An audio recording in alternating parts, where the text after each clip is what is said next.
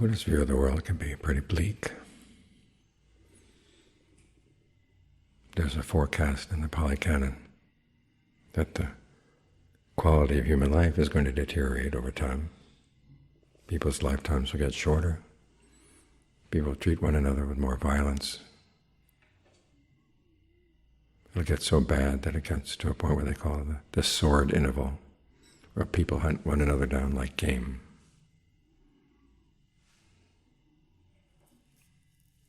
But then things will turn around.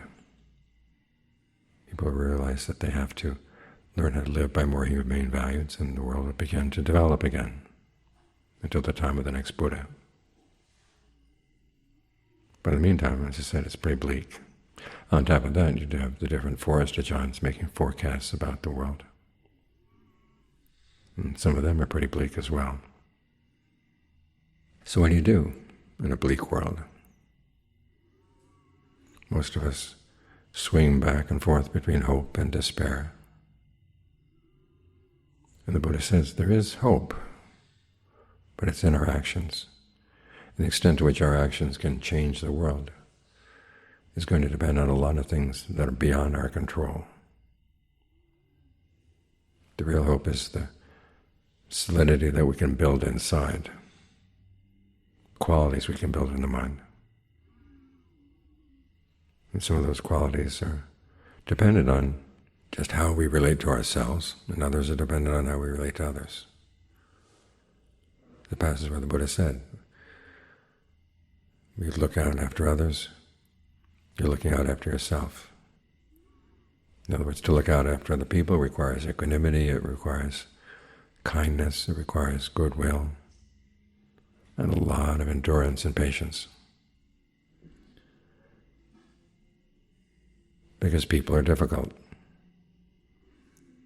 And each of us is a karma producer, free to make whatever choices we make. You can't force choices on other people. Even the Buddha realized that he couldn't force the path on everybody. There's that passage where a Brahmin comes to see him and asks him, is the whole world going to go to awakening, or half, or a third? The Buddha doesn't answer. Venerable Nanda is upset. He thinks the Brahman's going to be upset, so he pulls the Brahman aside. He says, the Buddha's like an expert gatekeeper to a fortress. He goes around the fortress. He sees that aside from the gate, there's no place that anyone could come into the fortress. It's not even a hole big enough for a cat to slip through. So what does he know? He doesn't know how many people are going to come in and out of the fortress, but he does know that all those who will go in and out of the fortress have to go by the gate. In the same way, the Buddha doesn't know how many people are going to gain awakening, because each person has the choice to practice or not to practice. But he does know that if they follow the path, as he expressed it, the path of skillful action, thoughts, words, and deeds, the four foundations or establishings of mindfulness, and the 7 factors for awakening. You follow this path and you get to awakening. So it's up to us to make the choice. Ask ourselves, where are we going to place our hopes?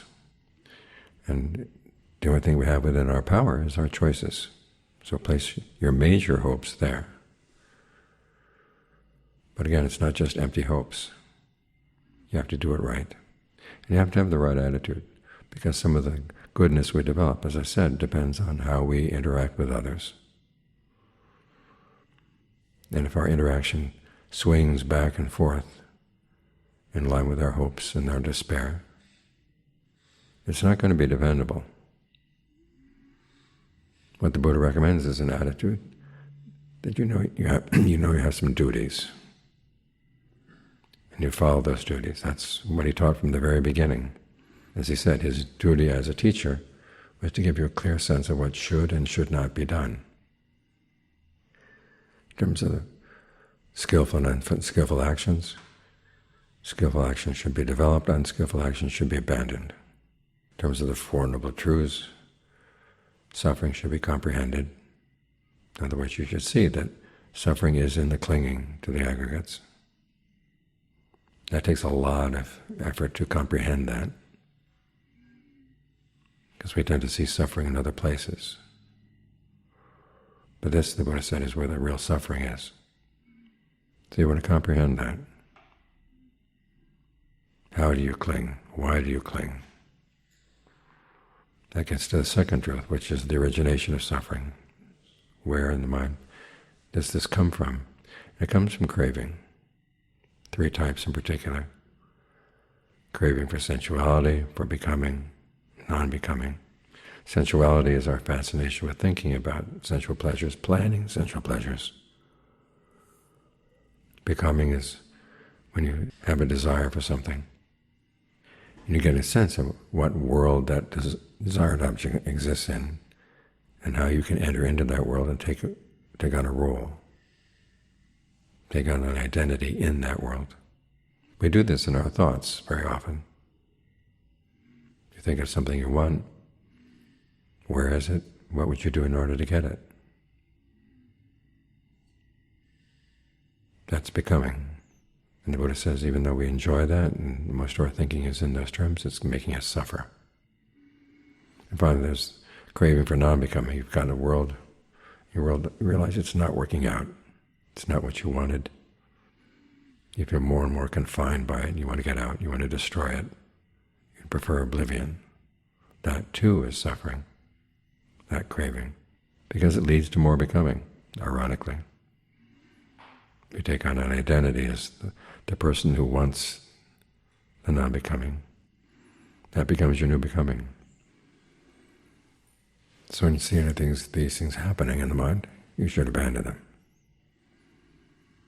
The duty with regard to the third noble truth, the cessation of suffering, is to realize it. Others realizing that when the craving stops, when you abandon all passion for your craving, then the suffering stops. And you realize that by developing the path, the fourth noble truth, which boils down to virtue, concentration, discernment. These are your duties. Now, no one's imposing them on you, aside from the fact that suffering imposes them. If you really want to get away from the suffering, you want to get beyond it, these are the things you have to do. And it's important that you have a strong sense that if something is a duty, you do it. And it will see you through, no matter how bleak things are outside, no matter how hopeful things are outside. You stick by your duties and you're going to be safe. And the happiness you get is going to be reliable because you have become a reliable person. There's that story they tell, the true story of Shackleton going down to Antarctica on the Endeavour. He had a crew they had pulled together. The plan was to land their ship on one side of Antarctica, go across the continent, walk all the way to the South Pole, then over to the other side, and someone else was going to come pick them up. They couldn't even get to the coast. Their ship was locked in the ice, and they had to abandon it. And things looked pretty bleak. Who was going to help them? There was no help anywhere for thousands of miles away. But their attitude was, things may look bleak, but if we're going to survive, it's going to depend on our doing our duties. Whatever is required, they were going to do it. If it turned out that they didn't survive, at least it wouldn't be because they had shirked their duties. And so they stuck by their duties, even when things were looking really, really bleak. But they managed to get out. All of them survived. Now, they didn't accomplish their original aim, but they did survive because they had a strong sense of duty. As we practice the Dhamma, our strong sense of duty will see us through. Now, in terms of the goodness we want to leave behind in the world, we do our best. It's part of our generosity, it's part of developing our perfections. But what people will do with the goodness that we've left behind, that's totally beyond our control. Think of the Buddha toward the end of his life. One of the last things he said to the monks was, if the monks decide that any of the minor rules in the Vinaya should be rescinded, they can go ahead and do that.